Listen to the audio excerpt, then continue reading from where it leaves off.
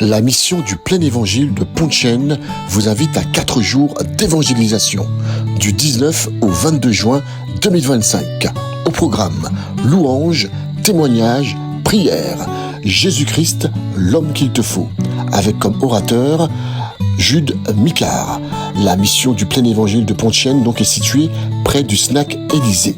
Un numéro de téléphone à votre disposition pour tout renseignement complémentaire, le 0596 60 30 82, 0596 60 30 82.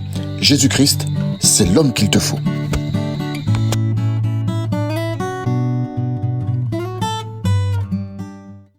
Quelle que soit ta prison, quelle que soit ta douleur, quelle que soit ta situation, Dieu fera.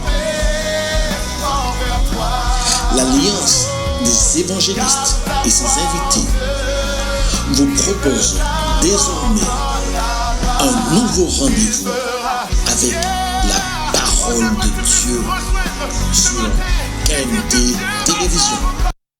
Bonjour mes amis, bonjour à vous qui écoutez régulièrement l'Alliance des évangélistes, ou tout au moins le message qu'apporte l'Alliance des évangélistes, parce que ce que l'Alliance propose, c'est vraiment de mieux connaître Jésus, de recevoir Jésus dans vos cœurs, de marcher avec lui, d'être fortifié, d'être encouragé. Pour ceux qui ne le connaissent pas, eh bien qu'ils puissent se donner à Jésus, ouvrir leur cœur pour Jésus-Christ de Nazareth. Et c'est vraiment pour nous un défi de chaque jour. Hein? Mais ce défi, nous savons que nous pouvons le remporter facilement parce que Jésus est avec nous. Alors, bonjour et merci de nous recevoir chez vous. Il est important pour nous, bien sûr, qu'il y ait ce contact entre vous et nous, hein? Parce que nous ne voulons pas parler dans le vide. Hein? Mais si à la base, moi, je ne vous vois pas, mais vous me voyez, et je sais qu'en esprit, nous sommes unis par le Saint-Esprit de Dieu. Alors que le Seigneur vous bénisse en ce matin, et vraiment, je voudrais encore vous encourager à nous suivre régulièrement du lundi au vendredi de 10h15 à 11h15. Ensuite, sur YouTube, vous pouvez cliquer l'Alliance des évangélistes, et encore, vous avez la possibilité de nous appeler par téléphone. Pour ma part, c'est le 06 86 52, tout au moins 86 52 32. Oh là là, j'étais en train de dire un autre numéro. Alors, c'est le 86 52 32. Vous allez pouvoir m'appeler, ou encore les autres serviteurs qui sont sur le plateau régulièrement pour pouvoir vous enseigner. Vous allez pouvoir entrer en contact avec eux. Alors, parfois, il arrive qu'on ne réponde pas tout de suite, mais laissez un message. Hein? Laissez un message. Il arrive aussi qu'il y ait des gens qui appellent et avec un numéro privé. Donc, personnellement, j'ai du mal à répondre quand c'est un numéro privé. Pourquoi? Parce qu'il arrive souvent que ce sont des choses, des injures qu'on reçoit, etc. Donc, on préfère que ce soit un numéro visible, hein, d'accord? Voilà, que le Seigneur soit béni. Et aujourd'hui, bien, je vais continuer sur la thématique de l'identité en Christ, en Dieu. Pourquoi j'ai dit que nous développons cette thématique? C'est parce que beaucoup qui sont enfants de Dieu ne savent pas qui ils sont vraiment. Et ainsi, je vous ai montré l'importance justement de connaître ce que l'on est, de prendre conscience de ce que l'on est. Et j'ai fait ressortir particulièrement le fait que lorsque l'on parle d'identité, on parle toujours d'une relation. Donc si je parle d'identité en Christ, je vais parler aussi de relation avec Christ, de relation avec Dieu. Qui veut dire qu'à partir du moment où je me suis donné au Seigneur, et j'avais montré la démarche qu'il fallait suivre, hein, la conversion, la repentance, le baptême, tout cela, et la connaissance de la parole de Dieu, la lecture de la parole de Dieu, cela nous donne réellement à considérer davantage l'œuvre du Seigneur. Cela nous apprend à connaître Jésus, et en connaissant Jésus, puisque nous sommes appelés de Jésus, eh bien, nous nous identifions au Seigneur. Alors, fort souvent, on se dit, mais non, mais moi pas Jésus, regardez, moi encore faible, moi ceci, moi cela. Ne te casse pas la tête avec cela. Ce qui est important, c'est que tu y crois. Et dans la mesure que tu y crois, et tu fais ce qui est nécessaire. Donc, lorsque nous parlons de l'image, de l'identité dans le Seigneur, nous devons savoir que c'est quelque chose qui est là à partir de notre conversion. Il faut bien sûr que ce soit une conversion, non pas une conversion, ce qu'on appelle la conversion sociologique. Cela veut dire que parce que mon père est évangélique, moi aussi je suis de la religion évangélique. Non, c'est pas cela. Mais c'est une vraie conversion, quelque chose dans les profondeurs, une conversion de cœur, parce que lorsque c'est une conversion sociologique, eh bien, on réalise qu'en définitive, c'est quelque chose de trop superficiel. On est attaché à la religion, mais on n'est pas réellement attaché à Dieu. Mais lorsqu'il y a une réelle conversion, lorsqu'on s'est vraiment donné à Dieu en Jésus-Christ, lorsqu'on a reconnu, comme cela m'est arrivé, ça a pris quoi? 5 minutes à peine, ma conversion. Pourquoi? Parce que j'ai réalisé l'ampleur de mon péché. Lorsque j'ai lu la parole de Dieu, le Saint-Esprit m'a touché, m'a ouvert les yeux sur ma situation vis-à-vis de Dieu, ma position vis-à-vis de Dieu. J'ai réalisé que non, j'étais pas dans la bonne position, la bonne situation qu'attendait le Seigneur de tout être humain d'ailleurs. Et à ce moment-là, je me suis converti. Ça a pris 5 minutes. Et c'est depuis 1981, nous sommes en 2025. Ce qui fait que ma vie a été quelque chose, ma conversion a été quelque chose de sincère, de vrai, même si j'ai eu des faiblesses, même si j'ai eu encore quelques petits échecs dans ma vie, mais ma vie en Christ, je n'ai jamais douté du Seigneur, je n'ai jamais pris une autre direction. Pourquoi? Parce que je me suis réellement converti. Et puis, chaque jour, j'apprends à mieux connaître le Seigneur, j'apprends à mieux comprendre ce que je suis devenu en Jésus-Christ, j'apprends à mieux comprendre ce qu'est mon identité dans le Seigneur pour pouvoir marcher de façon digne du Seigneur, pour pouvoir en fait le glorifier. Et voilà, lorsqu'il y a une réelle conversion, même si on n'a pas tous les éléments, tout l'enseignement de la parole de Dieu, mais la vraie conversion nous amène déjà à vivre selon le Seigneur, à vivre selon la nouvelle identité. La Bible nous parle de nouvelle naissance. Donc nous sommes nés de nouveau en Jésus par le Saint-Esprit de Dieu. Et si nous sommes nés de nouveau, ça veut dire qu'avant, il n'est pas très bon. Maintenant, je dois vivre en nouveauté de vie. Et pour pouvoir connaître cette nouveauté de vie, pour savoir comment agir, comment vivre selon cette nouveauté de vie, la Bible, il y a la parole de Dieu. Elle est là pour nous enseigner. Elle est là, parfois, elle nous choque parfois. Hein. Elle nous bouscule parfois. Hein. Mais ça nous fait du bien. Pourquoi? Parce que ça nous apprend à mieux connaître et à mieux comprendre Jésus-Christ de Nazareth.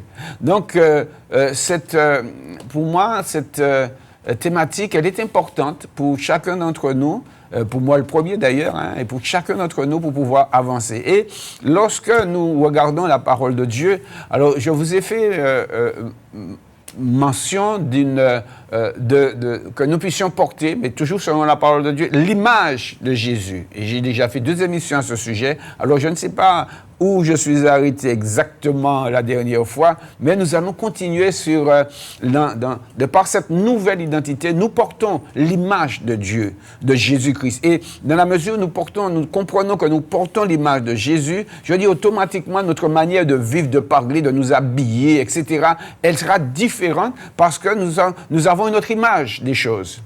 Et la Bible nous parle de cette image. Donc, nous regardons dans le livre de Romains, chapitre 8, versets 28 à 30. Il a dit, « Nous savons du reste que toute chose concourt au bien de ceux qui aiment Dieu, de ceux qui sont appelés selon son dessein, car ceux qu'il a connus d'avance, il les a aussi prédestinés à être semblables à l'image de son Fils. » Donc nous voyons qu'avant même que nous ne connaissions le Seigneur, le plan de Dieu, l'objet de l'appel de Dieu, c'est que nous puissions ressembler à Jésus-Christ, que nous puissions porter l'image de Jésus. Bien sûr, il n'y a pas que ça, il y a encore plein d'autres choses. Mais si je fais, la dernière fois, j'avais souligné que cette image, c'est une image céleste. Et c'est le céleste qui va hériter du céleste. Cela veut dire que je ne pourrais pas entrer dans le céleste si je ne porte pas déjà ici-bas même imparfaitement, mais si je ne porte pas ici-bas l'image du céleste, si je ne porte pas l'image de Jésus-Christ, eh bien, quand le moment va arriver pour rencontrer Jésus, je ne vais pas pouvoir le rencontrer parce que je ne porte pas son image. Alors, c'est une manière de dire que sans la sanctification, nul ne verra le Seigneur. La Bible nous en parle, ce n'est pas moi qui l'ai inventé aujourd'hui, mais la Bible nous en parle. Et à partir de ce moment-là, lorsque je comprends que Dieu, avant même de m'appeler, il avait déjà mis dans son plan le fait que je puisse porter l'image, que je sois semblable à l'image de son Fils. Il est dit afin que son Fils fût le premier-né entre plusieurs frères. Peut-être que nous aurons le temps d'en parler par rapport au fait d'être premier-né, etc. Et ceux qu'il a prédestinés, il les a aussi appelés, et ceux qu'il a appelés, il les a justifiés, et ceux qu'il a justifiés, il les a glorifiés. Donc, j'ai fait ressortir pas mal d'éléments, et la dernière fois, bien, j'avais parlé d'un processus qui nous permet d'entrer dans cette ressemblance. Et lorsque l'on parle d'image, donc nous allons parler de ressemblance, nous allons parler de lumière, nous allons parler de gloire, nous allons parler de différents sentiments, d'accord? Alors, ça n'a rien de physique. Je ne pense pas que Jésus avait un gros nez comme moi. Son nez certainement était peut-être un petit peu plus affiné. Je ne sais pas, ça, parce que je ne l'ai pas vu physiquement. Je ne sais pas si Jésus était noir. Alors certains disent oui, d'autres disent non. Mais moi, peu m'importe, ce n'est pas ce qui m'intéresse. Ce qui m'intéresse, c'est ce qu'il porte. C'est ce qu'il représente. Et ce qu'il représente pour moi, c'est premièrement qu'il soit le Fils de Dieu, mais aussi qu'il soit Dieu et qu'il soit celui qui est venu pour me sauver. Et c'est ce qui m'importe. Ce qui m'importe, c'est de connaître comment il a vécu, comment il a marché étant ici-bas, afin que je sois à son image. Donc, lorsque nous parlons de ressemblance, d'image, nous parlons de ressemblance, de lumière, nous parlons de gloire, nous parlons de sentiment. Et la Bible nous dit, nous l'avons lu la dernière fois, dans 1 Thessaloniciens 4, à partir du verset 1er, il est dit au reste, frères, puisque vous avez appris de nous comment vous devez vous conduire et plaire à Dieu, et que c'est là ce que vous faites, nous vous prions, nous vous conjurons au nom du Seigneur de marcher à cet égard de progrès en progrès. Donc, je suis appelé déjà, à la base, j'ai déjà la semence de l'image de Jésus en moi. Mais je suis appelé à faire grandir cette image. Je suis appelé, et la Bible nous parle, l'apôtre Paul nous parle de progrès en progrès. Ce qui veut dire que ce n'est pas parce que je suis déjà arrivé à un certain niveau spirituel que je dois me dire que c'est bon, c'est fini. Non. Même dans le livre de l'Apocalypse, lorsqu'il nous est parlé de la sanctification, la Bible nous dit que celui qui se sanctifie encore. Celui qui se souille encore. Ça veut dire qu'en fait, il y a un choix. Le choix, c'est ou de marcher avec Dieu ou de ne pas marcher avec Dieu. Le choix, c'est ou de ressembler de plus en plus à Jésus ou de laisser cette image se ternir. Et Dieu ne veut pas que cette image se ternisse, mais Dieu veut que cette image puisse resplendir de plus en plus dans notre vie. Cela veut dire que lorsque mon épouse, mes enfants, lorsque mes parents, lorsque mes amis, lorsque même mes ennemis, eh bien, me regardent, ils doivent voir qu'il y a quelque chose qui change au fur et à mesure en moi. Ma manière de parler, ma manière de vivre, ma manière d'agir, de réagir. Il y a toujours certainement un petit réglage à faire de temps en temps, mais on voit en moi l'image du Seigneur. Et c'est ce que les autres doivent voir. Moi, personnellement, je ne peux pas dire que je vois, mais les autres voient. Mais moi, je sais malgré tout que lorsque j'analyse la parole de Dieu, je suis capable de dire, est-ce que cette image-là est en moi ou pas? Pourquoi? Parce que ce n'est pas quelque chose de physique, ce n'est pas une ressemblance physique, mais c'est quelque chose d'un cœur pur, quelque chose d'intérieur. Et automatiquement, lorsqu'il y a une transformation intérieure, cela se voit à l'extérieur, tout simplement. Donc, la Bible nous parle de marcher de progrès en progrès. Et c'est pourquoi je dis qu'il y a un processus qui va permettre de plus en plus cette ressemblance, tout en sachant qu'à la base de notre conversion, elle y est déjà. C'est comme une semence qui a été déjà plantée. Et il faudrait tout simplement que cette image puisse grandir. Dans 2 Corinthiens 3, verset 17-18, je l'ai cité la dernière fois, fois, c'est pourquoi je vais très vite. Il a dit, oh, le Seigneur, c'est l'Esprit, et là où est l'Esprit du Seigneur, là est la liberté. Nous tous qui le visage découvert, contemplons comme dans un miroir la gloire du Seigneur, nous sommes transformés. Donc nous voyons que tout ce que Dieu donne, ce n'est pas juste pour que nous soyons bien matériellement ou autre, mais qu'il y ait une transformation intérieure, une transformation qui va nous amener à ressembler davantage à Jésus-Christ de Nazareth. Donc il nous dit, jusqu'à ce que... alors, excusez-moi, je reprends. Nous tous qui le visage découvert, contemplons comme dans un miroir la gloire du Seigneur, nous sommes transformés en la même image de gloire en gloire comme par le Seigneur l'Esprit. Donc, nous voyons qu'il y a un processus, mais ce processus-là qui a déjà commencé lors de notre conversion, elle va continuer lorsque nous allons contempler le Seigneur. Mais comment le contempler? Puisque ce n'est pas physiquement que nous allons le contempler. Nous pouvons le contempler. Et c'est un des moyens que le Seigneur nous donne. Eh bien, tout simplement, en considérant sa parole. Lorsque je lis la parole de Dieu, lorsque je réalise ce qu'accomplit Jésus, lorsque je regarde la manière de faire de Jésus, lorsque je réalise son œuvre à la croix, lorsque je réalise qu'à la croix, il a dit, Père, pardonne-leur, alors que ces personnes étaient en train de le crucifier. Il a même dit, ils ne savent pas ce qu'ils font. Cela va démontrer l'amour de Jésus.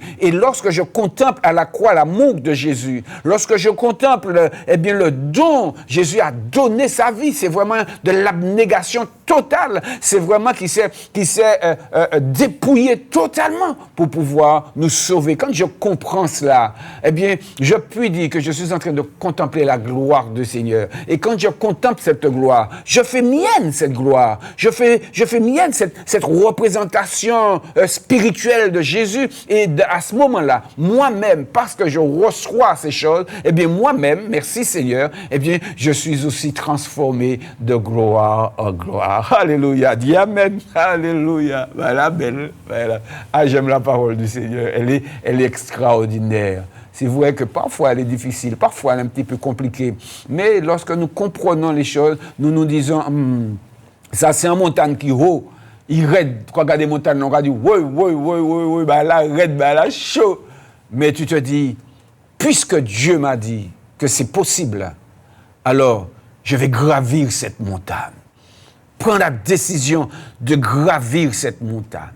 Prends la décision d'entrer dans cette transformation. Prends cette décision. Si tu ne la prends pas, l'image que tu as déjà dans le Christ, ça finira par devenir fade, par devenir terne. Et Dieu veut que tu brilles, et nous dirons ça tout à l'heure. Donc la Bible nous dit que nous sommes transformés en la même image de gloire en gloire. Cela va démontrer qu'il y a un point de départ, mais que nous devons continuer jusqu'au retour glorieux de Jésus-Christ de Nazareth. La Bible nous dit que Jésus-Christ lui-même, parce que j'avais pris aussi j'avais fait un parallèle entre nous, ce que nous devons ressembler à Jésus, et Jésus qui ressemble à son Père. La Bible nous dit que lorsqu'on voit Jésus, il est le rayonnement du Père. Donc, il ressemble au Père.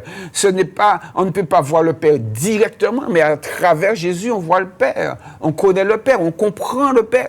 Et ce qu'on comprend particulièrement, c'est son amour à notre égard. Trop souvent, lorsque nous regardons le Père, il y a un ami qui me disait, le Père dans l'Ancien Testament, le Père était raide, oui, mais heureusement il tenait le Fils.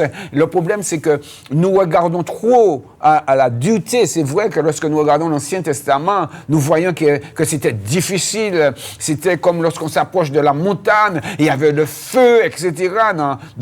Si ma mémoire est bonne, c'est dans le livre d'Exode ou de Nombre, où il nous est montré comment, lorsque le peuple venait, il y avait la montagne qui fumait, il y avait le tremblement de terre, et puis les gens avaient peur. Et puis c'est vrai qu'en Jésus-Christ, c'est plus tout cela. C'est la douceur. C'est l'amour qui se manifeste premièrement. Ce n'est plus la colère de Dieu qui se manifeste, mais c'est l'amour qui se manifeste. Pourquoi? Parce que cette colère a été déversée en Jésus-Christ. Et il faudrait aussi comprendre que lorsque nous voyons Jésus, Nous voyons le Père, parce que la Bible me dit dans Corinthiens, et c'est l'apôtre Paul qui l'enseigne, que Dieu était en Christ, nous réconciliant avec lui-même. Donc je ne dois plus voir le Père comme celui qui est là pour nous fouetter, non, mais je vois le Père qui nous ouvre les bras et qui nous appelle à la conversion, qui nous appelle à ressembler à Jésus, parce qu'il nous a donné un exemple à travers Jésus-Christ de Nazareth. Et lorsque je comprends qu'il faille que je porte l'image de Jésus, alors là je peux dire, oh, mon identité a changé. Oh, les choses anciennes sont passées. Oh, elles sont devenues nouvelles en Jésus-Christ de Nazareth. Parce qu'en Jésus-Christ, j'ai reçu cette nouvelle naissance. J'ai reçu cette nouvelle nature. Il n'est pas dit que je recevrai cette nouvelle nature, mais il a dit que je l'ai reçue en Jésus-Christ de Nazareth. Et je la laisse me transformer. Je la laisse prendre toute la place dans ma vie. Je la laisse aller dans tous les fibres de mon être pour pouvoir de plus en plus ressembler à Jésus-Christ de Nazareth. Mes amis, lorsque nous regardons dans Marc au chapitre 9, verset 1 à 5, nous voyons la gloire du Seigneur. Le Seigneur était sur la montagne avec ses disciples, et puis à un moment donné, il y a eu un éclat, il y a une lumière blanche, quelque chose d'extraordinaire. Il y a eu Moïse et Élie qui sont apparus, et là, les choses étaient extraordinaires. C'est dans cette dimension-là, c'est dans cette dimension que le Seigneur voudrait nous amener. Et là, dans le processus de transformation, est-ce que je l'ai dit que de gloire en gloire, eh bien, nous devons comprendre que même Jésus est entré dans ce processus de transformation. Il faut comprendre une chose, que Jésus a été parfaitement homme, mais il n'a pas péché. Mais sa naissance n'a pas été exactement comme la nôtre. Il est né de l'Esprit de Dieu. Nous sommes nés physiquement de maman-papa. Mais Jésus, il est né de l'Esprit de Dieu. Et pour faire un parallèle avec nous qui avions donné notre cœur à Jésus, nous qui sommes devenus disciples, enfants de Dieu, eh bien, nous sommes nés aussi. Mais non pas de papa et maman sur le plan spirituel, mais nous sommes nés de l'Esprit de Dieu. Cela veut dire que la naissance de Jésus, eh bien, on peut en faire un parallèle pour notre nouvelle naissance. Et de la même manière que Jésus a marché de progrès en progrès, de même manière que Jésus a marché en portant l'image du Père, eh bien, parce que moi, à partir de ma nouvelle naissance que j'ai en Jésus-Christ, eh bien, je peux apporter l'image de Jésus. Je peux apporter l'image du Père. C'est possible, mon ami. Ne dis jamais que c'est impossible. Pourquoi? Parce qu'à ce moment-là, tu ferais la Bible menteur, tu ferais Dieu menteur, parce que c'est à travers ses serviteurs. Il a dit, oui, c'est possible. Rien n'est impossible à celui qui croit. Si tu veux, tu peux. Si tu le crois, tu peux y arriver. Il faut pour cela prendre une décision.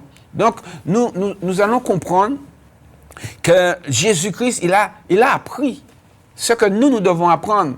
Dans Ésaïe 7, verset 14 à 15, lorsqu'il nous a fait mention de la prophétie de cet enfant qui devait naître, cette vierge qui devait devenir enceinte, etc., la Bible nous parle de cet enfant, qui est Jésus, il va apprendre à rejeter le mal et choisir le bien. Donc, nous voyons que même dans la vie de Jésus, il faut cela veut dire que cela n'a pas été systématique. D'accord? Il y a un apprentissage. Cela veut dire qu'il voit le mal, il a dit, ah, t'as pas bon m'en parler.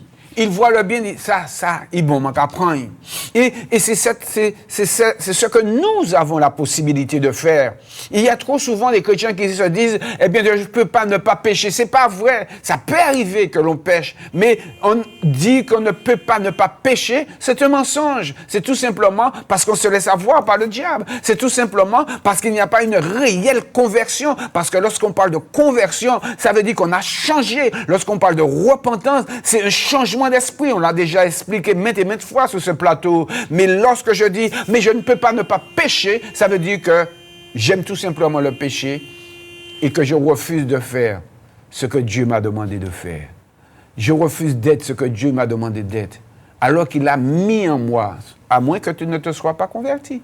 Mais si tu es converti, c'est possible d'arriver. C'est possible de rejeter le mal. C'est possible de choisir le bien. Et là, nous voyons en Jésus-Christ ce processus. Alors, comme je dis, on pourrait dire, mais c'est le Fils de Dieu. Oui, mais il était parfaitement homme. Il a marché dans la chair comme vous et moi. La Bible nous montre qu'il était fatigué. La Bible nous montre qu'il avait faim. La Bible nous montre qu'il avait soif. La Bible nous montre même qu'il a pleuré. La Bible, etc. La Bible nous montre certaines choses. Ça veut dire qu'il recevait, il ressentait les choses de la même manière que nous, on les ressent aujourd'hui. Dans Hébreux 5, versets 7 à 9, il nous a dit « Celui qui, dans les derniers jours de sa chair, ayant présenté avec de grands cris et avec larmes, Hébreux 5, versets 7 à 9, notez, parce que j'ai réalisé que je suis allé très vite, notez, Hébreux 5, versets 7 à 9, notez, puis vous allez lire après. Donc, c'est lui qui, dans les derniers jours de sa chair, ayant présenté avec de grands cris et avec larmes des prières et des supplications à celui qui pouvait le sauver de la mort, et ayant été exaucé à cause de sa piété, et là, je vais faire ressortir cet élément important dans notre transformation à l'image de Jésus. Il a dit, il a appris, bien qu'il fût fils, l'obéissance par les choses qu'il a souffertes. Il a appris. Donc, il y a tout un enseignement, il y a toute une pédagogie. Et la parole de Dieu, elle est là.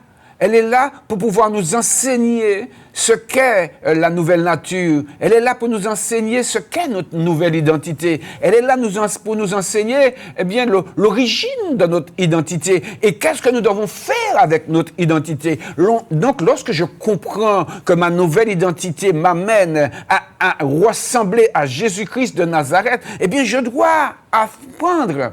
Il a appris. Jésus a appris, mes amis. Jésus, lorsqu'il est venu, comme je l'ai dit, il n'est pas venu en venant dans toute sa gloire. Non, la Bible nous dit qu'il s'est dépouillé dans Philippiens. Il s'est dépouillé. Il a paru comme un simple homme, mes amis. Et à partir de cela, mais il savait qui il était. Et moi, à partir de ma nouvelle naissance, je dois savoir qui je suis. En ce qui me concerne, moi, Georges, je sais qui je suis. Et à partir du moment que je sais qui je suis, je fais en sorte de devenir réellement à l'image de mon Seigneur. Parce que mon identité est en lui. Mon identité est avec le Père. Mon identité est mentionnée dans la parole de Dieu. Et dans la mesure où je saisis les choses, je vais avancer avec mon Dieu. Je vais apprendre. Et c'est un apprentissage qui se fait toute la vie. Il a appris, bien qu'il fût fils, l'obéissance. Il a appris l'obéissance. Et toi, est-ce que tu apprends l'obéissance? Est-ce que tu dis, c'est vrai, bon Dieu dit, mais si tu dis, bon Dieu dit, mais, on va faire comme ça, on va passer à côté. On va risquer, excusez-moi l'expression, mais on va risquer d'y prendre plomb. Mais heureusement que Dieu t'aime. Et c'est la raison pour laquelle il me dit de te parler ce matin. Il me dit de te dire, obéis. Il me dit de te dire, l'obéissance n'est pas toujours facile. C'est pas toujours facile. La Bible nous dit, c'est le Seigneur Jésus lui-même qui dit, si quelqu'un veut me suivre, c'est dans Luc 9, verset 23 et suivant, si quelqu'un veut me suivre, qu'il renonce à lui-même. Et je dis toujours, la chose la plus difficile pour un homme de faire, pour un humain de faire, c'est de renoncer à lui-même. La chose la plus difficile. Nous allons trouver quelques personnes qui peuvent le faire sans problème. Mais la plupart d'entre nous, c'est un combat, c'est une abnégation, c'est un don. Je me donne à Jésus. Et de la même manière, quand j'ai compris que Jésus s'est donné pour moi, moi, je me donne à lui. Je me donne à lui en apprenant chaque jour. Et dans ce même passage, dans Luc 9, verset 23, il nous dit, et qui se charge chaque jour de sa croix. Ça pas évident. On a tendance, et moi aussi, on a tendance à vouloir déposer la croix pour nous régler là. L'autre part de dire, non, tu vois l'homme, calme-toi là, calme-toi. Prends quoi, alléluia. De marcher, en fait, prendre la croix, ce serait, je dirais, de marcher selon l'esprit de la croix. L'esprit de la croix, c'est, on va dire, c'est un dénuement de sa personnalité. C'est une remise en cause de sa personnalité pour pouvoir prendre celle de Dieu, pour pouvoir prendre celle de Jésus. Et c'est là encore, ça veut dire, pour pouvoir porter l'image de Jésus. Moi, ça, c'est pas facile. Mais pas dire que c'est impossible, puisqu'il y a des nous fait. Donc, dans la mesure où il nous dit de le faire, donc il y a cette possibilité pour toi et pour moi, parce qu'il y a cet apprentissage. Il a appris, bien qu'il fût fils, l'obéissance par les choses qu'il a souffert. Et après avoir été élevé à la perfection, donc nous voyons que tout ce travail-là, c'est pour nous amener dans cette perfection, est devenu pour tous ceux qui lui obéissent l'auteur d'un salut éternel. À un moment donné, il a dit, mais qui me convaincra de péché? Qui me convaincra de péché? Pourquoi? Parce que sa vie était soumise à Dieu, à la parole de Dieu. Sa vie, il s'alignait. Il l'alignait, voilà un mot que je cherchais. Il alignait son identité au Père. Donc, pour moi, il va arriver que j'ai envie de faire d'une certaine manière. Mais comme je porte l'image de Dieu en Jésus-Christ, comme j'ai là une nouvelle identité, je dois apprendre, toujours l'apprentissage, je dois apprendre de m'aligner sur ce que je suis devenu en Jésus-Christ de Nazareth. Et il est vrai que je ne connais pas tout, mais je vais regarder dans la parole de Dieu, et à partir de l'enseignement de la parole de Dieu, eh bien, j'apprendrai à faire ce que Dieu me demande. Et vous savez, c'est vrai que parfois, comme je le dis, c'est difficile, mais lorsqu'on y arrive, on est tellement bien, on se sent bien, ça dit waouh, c'est possible. Oui, tout est possible à celui qui croit. Alléluia. Mais si tu ne commences pas, comment tu vas voir? Si tu ne commences pas, comment tu vas arriver? Tu ne vas pas arriver si tu ne commences pas. Aujourd'hui, mon ami, aujourd'hui, mon frère, aujourd'hui, ma soeur, décide d'obéir. Quoi qu'il t'en coûte, décide d'obéir. Et avec Dieu, on ne perd jamais, jamais, jamais. On gagne toujours. On va perdre son ego, on va perdre tout cela. Mais Jésus est justement venu pour cela, pour que nous puissions perdre notre ego, pour pouvoir retrouver son image.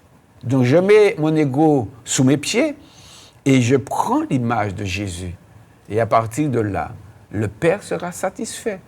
Vous savez, la Bible nous dit que lorsque nous sommes repentis, la Bible nous dit qu'il y a de la joie dans le ciel. S'il y a une personne, par exemple là maintenant, s'il y a quelqu'un qui m'écoute, qui ça fait déjà un temps que tu écoutes, mais tu n'as pas encore pris une réelle décision avec Jésus. Et si tu te dis, non, je vais garder Jésus dans chez moi, je vais prendre Jésus, je vais recevoir Jésus, je vais marcher Jésus, je vais convertir moi. Le simple fait de te repentir, tu as pris une décision de te repentir et que tu le fais là maintenant, la Bible me dit qu'il y a de la joie dans le ciel. Tu mets une fête dans le ciel juste parce que tu as pris une simple elle n'est pas si simple que cela, parce qu'il y a toute une opposition pour t'empêcher de le faire. Et quand tu arrives à le faire, cela veut dire que les anges vont dire « Ah, enfin, il a accepté. » Dieu dit « Enfin, il a accepté depuis tant, alléluia. » Et la Bible nous dit qu'il y a de la joie. Il y a de la joie dans le ciel. S'il y a de la joie dans le ciel par le fait que tu te sois repenti, quelle joie que cela va faire lorsque chaque jour tu apprendras à ressembler à Jésus-Christ de Nazareth. C'est quelque chose d'éternel, c'est quelque chose qui sera extraordinaire. C'est pour cela que je t'invite à apprendre à partir de la parole de Dieu comment devenir semblable à l'image de Jésus de Nazareth. Donc Dieu t'appelle à l'être, hein, et nous avons vu qu'il y a cette progression qu'il doit y avoir. Donc, dans la profession, dans la progression, nous allons souligner une notion de profondeur, une notion d'enracinement, une notion de greffe. Alléluia. Donc, c'est au fur et à mesure. La notion de profondeur, lorsque nous regardons dans la parabole du semeur, hein, je peux lire dans Matthieu 13. Alors là, je vais prendre du temps parce que je ne vais pas aller trop vite. Matthieu 13, versets 3 à 8. Et après, on va lire versets 18 à 23, donc Matthieu 13, versets 3 à 8. Il a dit, il leur parla en parabole sur beaucoup de choses et il dit, un semeur sortit pour semer. Comme il semait, une partie de la semence tomba le long du chemin. Les oiseaux vinrent et la mangèrent. Une autre partie tomba dans les endroits pierreux où elle n'avait pas beaucoup de terre. Et elle leva aussitôt parce qu'elle ne trouva pas un sol profond. Mais quand le soleil parut, elle fut brûlée et sécha, faute de racines. Alors, vous voyez, lorsque je vous parle de profondeur, elle est trop superficielle. Et nous réalisons que trop de personnes dans l'Église sont superficielles. Ils sont là, ils se disent en Jésus, ils prennent la Sainte Seine, mais ils sont superficiels. Cela veut dire que pour un oui, un non, ce sont de vieilles paroles, ce sont des propos mensongers. Trop souvent, ce sont des choses qui ne glorifient pas le Seigneur. C'est trop facile. Leur vie n'est pas une vie en profondeur, mais elle est en surface. Donc, et c'est ça que la Bible explique là. Et c'est le Seigneur lui-même qui explique. Une autre partie tomba parmi les épines montèrent et l'étouffèrent. Une autre partie tomba dans la bonne terre, elle donna du fruit, un grain 100, un autre 60, un autre 30. Que celui qui a des oreilles pour entendre, entende. Et le Seigneur va leur donner l'explication. Donc, à partir du verset 28 jusqu'au verset 23, toujours dans Matthieu, chapitre 13, il est dit, « Vous donc, écoutez ce que signifie la parabole du semeur. Lorsqu'un homme écoute la parole du royaume et ne la comprend pas, le malin vient et enlève ce qui a été semé dans son cœur. Ce qui a été semé dans son cœur, cet homme est celui qui a reçu la semence le long du chemin. » Donc, c'était très superficiel. Et la Bible nous dit que lorsque la chaleur est arrivée, il brûlait. Mais qu'est-ce que le Seigneur nous fait comprendre par cette histoire de chaleur? C'est pourquoi lorsque vous lisez la parole de Dieu, il faut essayer de comprendre la Bible. Souvent, le Seigneur parle en parabole, il donne des métaphores, la Bible nous parle d'hyperbole, etc., etc. Donc, il faut comprendre tout cela. Et souvent, la plupart du temps, vous voyez qu'après, le Seigneur donne l'explication de ce que cela veut dire. Et qu'est-ce que cela veut dire? Ça veut dire que la personne a reçu la parole, mais en fait, elle ne s'en est pas trop inquiétée. Comme beaucoup d'entre nous, peut-être, comme beaucoup d'entre vous qui écoutiez ce matin, vous entendez, vous dites, oh, elle est belle, mais après, une fois que tu as fini avec ça, eh bien, il y a qu'à vivre de l'autre manière. Cela veut dire qu'elle n'est pas entrée dans les profondeurs de ton cœur. Ce qui veut dire que ça n'apportera jamais de fruit. Et à ce moment-là, puisque je parle de l'image du Seigneur, tu ne vas jamais porter l'image du Seigneur. Tu as entendu les choses, mais voilà, peut-être même que tu as pris des notes, mais après, ça restera lettre morte, toutes tes notes. Donc, ce que le Seigneur voudrait, c'est que cette parole-là puisse entrer dans les profondeurs de ton cœur. Et plus tu vas permettre à cette parole d'entrer dans les profondeurs de ton cœur, eh bien, tu vas venir à l'image du Seigneur. Tu vas ressembler à Jésus-Christ de Nazareth. Donc, la Bible nous dit, et c'est là qu'il faut comprendre encore autre chose, il nous a dit que c'est le diable, le malin vient et enlève ce qui a été semé dans son cœur. N'oubliez pas que ce n'est pas dans sa tête que le Seigneur a semé, mais c'est dans son cœur. C'est-à-dire que lorsque je te parle là, c'est dans ton cœur là que je suis en train de semer. Ô Saint-Esprit de Dieu, que vraiment les cœurs soient touchés pleinement en ce matin. Donc, la parole a été semée dans ton cœur. Mais puisque tu n'y prends pas garde, puisque tu ne cherches pas réellement à approfondir, eh bien la Bible nous dit que le diable, il vient et il va prendre. C'est pourquoi il ne faut pas regarder que parce que quelqu'un a beaucoup de biens, que cette personne est bénie de Dieu. C'est sûr que Dieu envoie sa bénédiction sur les bons comme sur les méchants, etc. Mais la Bible nous montre en fait que ce que le diable craint, c'est pas que tu sois riche. C'est pas que tu es belle entreprise ou pas. C'est pas ça qui fait craindre le diable. Ce qui fait craindre le diable, c'est que tu reçoives au plus profond de ton cœur la parole de Dieu. Pourquoi? Parce qu'il sait qu'à partir du moment où tu vas laisser cette parole entrer dans les profondeurs, tu vas ressembler à Jésus. Qui est-ce qui bat gaz? C'est Jésus. Alléluia. Qui est-ce qui bat Satan gaz? Qui est-ce qui précipitait Satan? Qui est-ce qui gourmet contre Satan? Et qui monde qui gagne dans ce monde? C'est Jésus.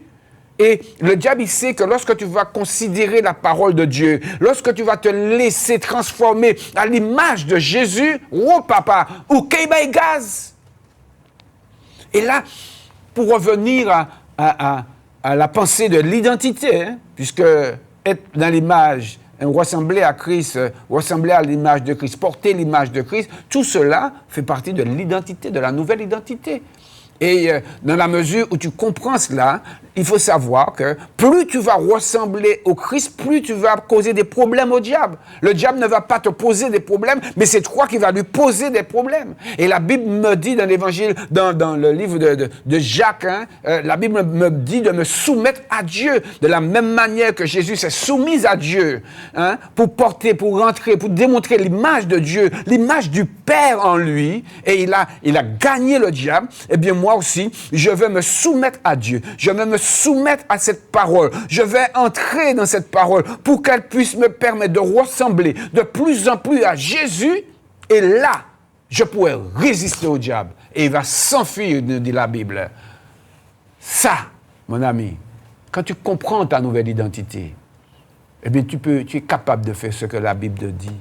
Le diable, il va venir peut-être faire du bruit sous ta maison, un démon, un séancier, je ne sais trop quoi, mais ce n'est pas toi qui dois avoir peur. Pourquoi? Parce que tu es transformé à l'image. Tu fais peur. Tu fais peur. Il faut savoir qu'un chrétien digne de ce nom fait peur. Il n'a presque pas envie de parler. Il n'a accepté puisqu'il n'a pas pu faire autrement, mais il n'a presque pas envie de parler. Qui ça c'est qu'il dit encore? Et surtout lorsque tu parles de Jésus. Que le Saint-Esprit te donne vraiment à considérer que si tu laisses la parole de Dieu pénétrer dans ton cœur, le diable ne pourra pas venir voler. Mais si c'est superficiel, si c'est juste en surface, si tu ne prends pas du temps à la laisser entrer dans toutes les fibres de ta vie, eh bien le diable va venir voler parce qu'il a peur de cette semence-là. Et il peut même te donner 10 000 maisons. Il peut faire prospérer ton entreprise. Il peut faire en sorte que tu aies beaucoup de clients, justement, pour ne pas permettre à la semence de prendre la place dans ta vie. Ce sont d'autres choses qui vont prendre la place dans ta vie. Je ne dis pas de ne pas avoir d'entreprise, mais je dis attention, attention. Faisons vraiment attention à tout cela.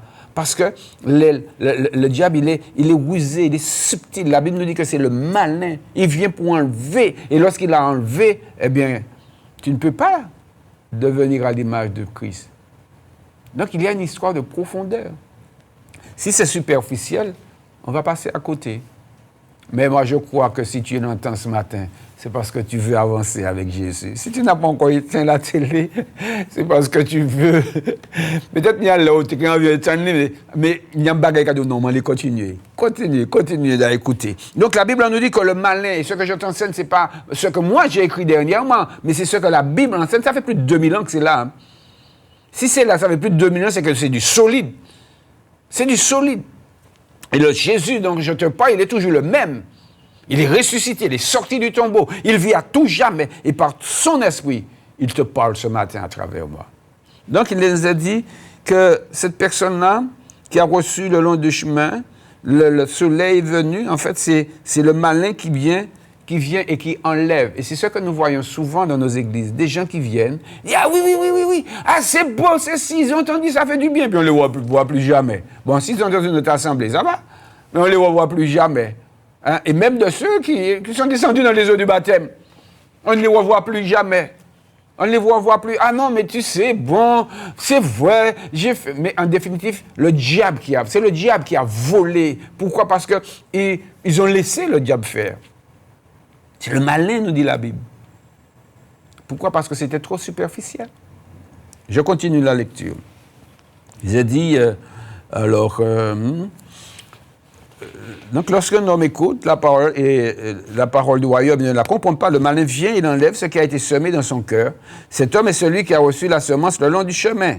Celui qui a reçu la semence dans les endroits pierreux, c'est celui qui entend la parole et la reçoit aussitôt avec joie, mais il n'a pas de racine en lui-même, il manque de persistance et dès que survient une tribulation, une persécution à cause de la parole, il y trouve une occasion de chute. Celui qui a reçu la semence parmi les épines, c'est celui qui entend la parole, mais en qui les soucis du siècle et la séduction des richesses étouffent cette parole. Voilà ce que je vous disais tout à l'heure. Là, tout à l'heure, j'ai parlé de superficialité, mais là, il nous a même dit que ces personnes-là, c'est entré quand même, hein? C'est descendu, hein? C'est pas resté juste en haut, c'est descendu. Mais il y a des choses qui vont empêcher à cette parole de porter du fruit. Il y a des choses qui vont empêcher à cette parole de nous amener à la ressemblance. Eh bien, c'est quoi? Il nous a dit les soucis du siècle, la séduction des richesses. Je veux être riche, je veux être riche, je veux être riche, je veux être riche, je veux être riche. Et dans l'église, souvent, on entend que ça maintenant. Il faut que tu sois riche, il faut que tu sois riche, il faut que tu sois riche. Fais attention à cela, parce que cette richesse-là, nous dit la Bible. Je crois que c'est Jacques qui nous dit que beaucoup ont cherché à aller dans la richesse, mais ils sont tombés dans des choses, dans des tourments, dans des choses avec lesquelles Dieu n'est pas d'accord. Mais avoir l'image de Christ, c'est une richesse extraordinaire. La Bible me dit, cherchez premièrement le royaume de Dieu. Et si Dieu veut te donner 2, 3, 4 maisons, s'il veut te donner une belle entreprise, oui, il est capable de le faire. Mais c'est-à-dire que ton objectif n'est pas ça, mais ton objectif, c'est de glorifier Dieu. C'est de ressembler à Jésus-Christ de Nazareth. Donc, nous voyons, la séduction des richesses étouffe cette parole et la rend infructueuse, de qu'elle ne porte pas de fruits. Pourtant, c'est descendu dans le cœur. L'autre, il nous a dit qu'il y a une persécution, une tribulation, etc. Ça fait les gens abandonner Jésus. Il faut savoir que ça arrive dans le monde. On termine. Celui qui a reçu la semence dans la bonne terre. Alléluia.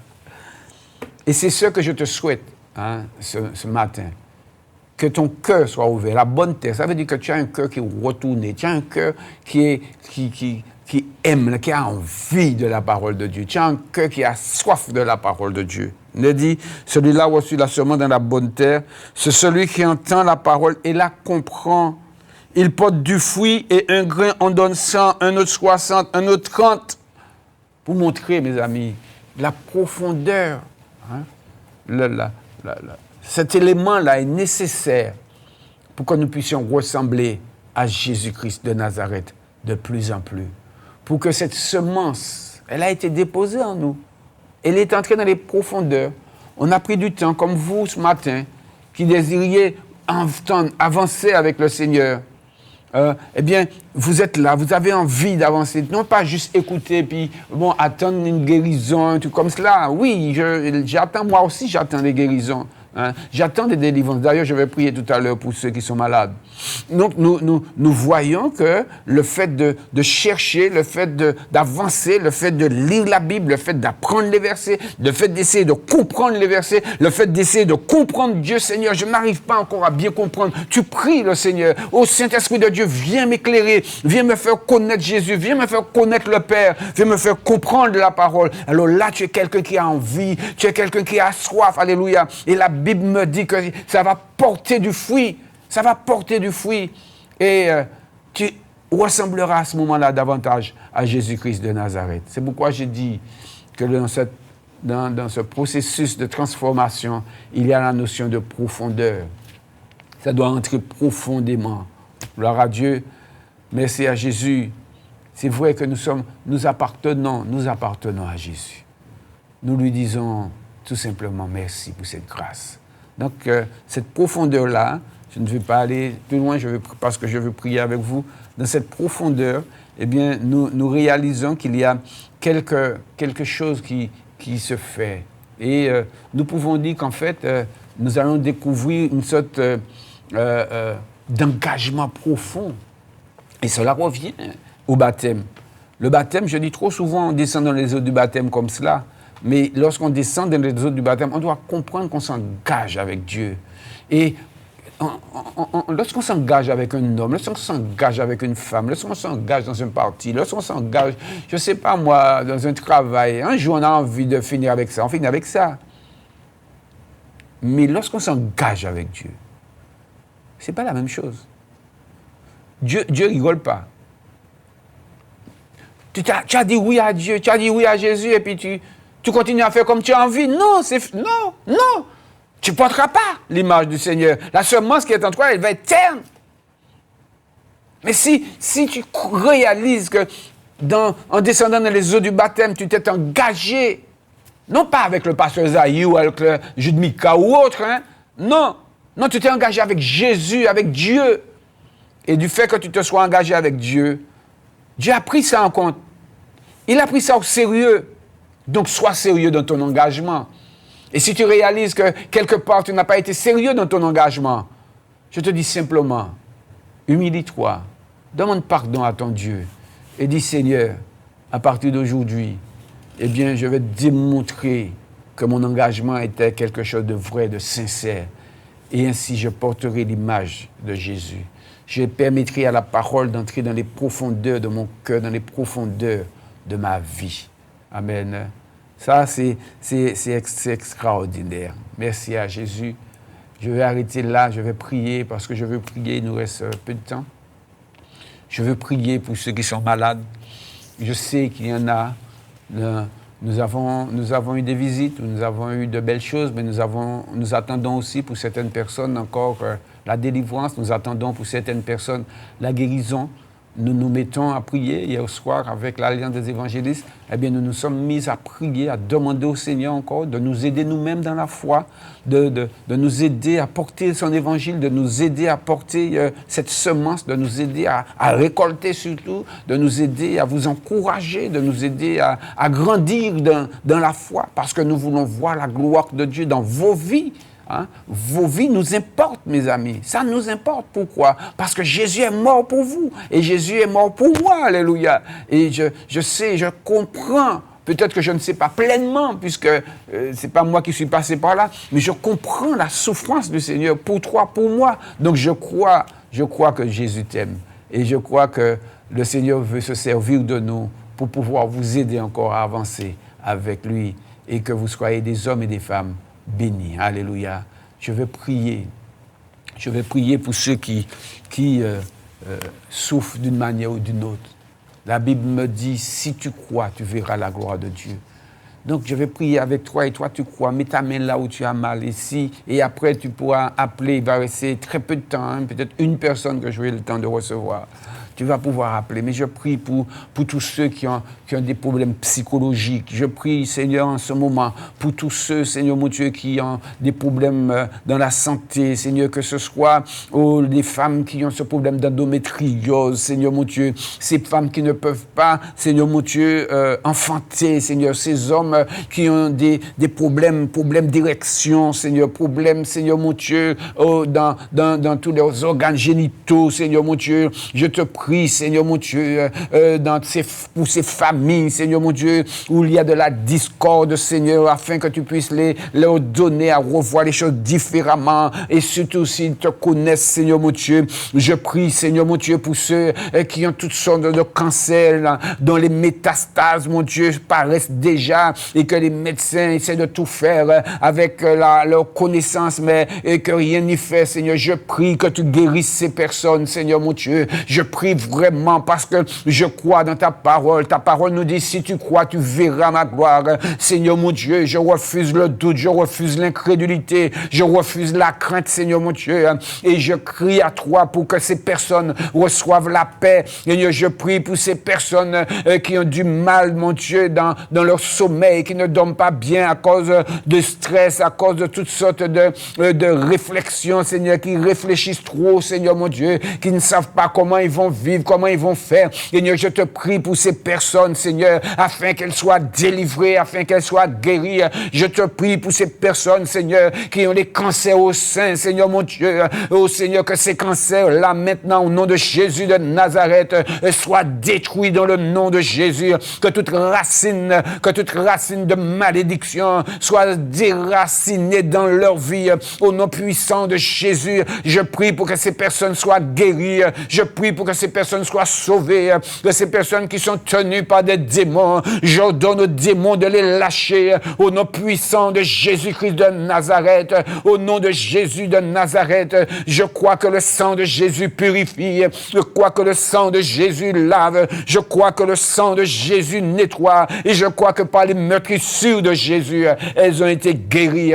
Seigneur, que tu leur donnes à saisir par la foi ce que tu as accompli à la croix, non seulement pour le pardon de leurs leur péché, mais pour, Seigneur mon Dieu, la guérison de leur corps, Seigneur. Quelle que soit la maladie, j'ordonne à ces maladies de s'en aller, maladies de peau, je vous ordonne de vous en aller, que tous ces champignons qui tiennent certaines personnes soient chassés au nom de Jésus. Seigneur Père, je te rends grâce et je te bénis parce que tu es mon Dieu, mon roi, mon sauveur, tu es mon rédempteur. Et je te dis merci pour tout ce que tu as fait et ce que tu feras. Et je crois que nous entendrons de bonnes nouvelles au nom de Jésus. Amen. Que Dieu vous bénisse. Alors, je ne sais pas s'il y a quelqu'un. Je vais peut-être le temps de prendre une seule personne et après j'arrête. Gloire à Dieu. Est-ce qu'il y a quelqu'un? Non? Gloire à Dieu. Eh bien, que Dieu soit béni. Je vais arrêter là ce moment. C'était l'Alliance des évangélistes, le pasteur Josaïe qui vous dit, quel que soit, Dieu fera. Soyez bénis et à bientôt. Bye bye. Quelle que soit ta prison,